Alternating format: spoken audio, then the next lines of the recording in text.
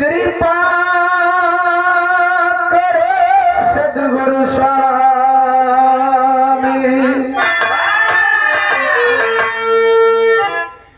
संघम शरणं गच्छामि।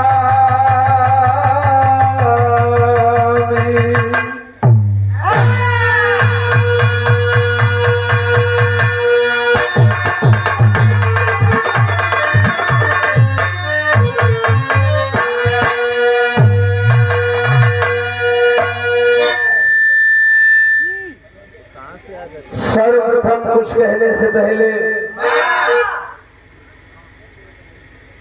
विश्व को शांति का संदेश देने वाले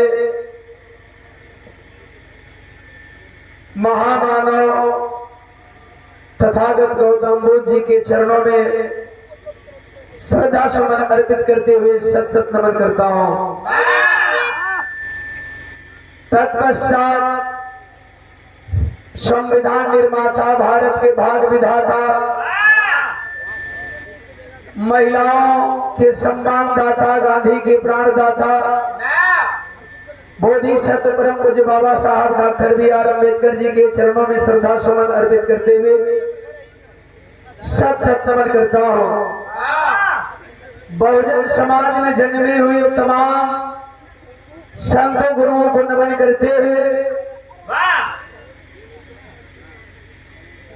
डॉक्टर भीमराव अंबेडकर मेला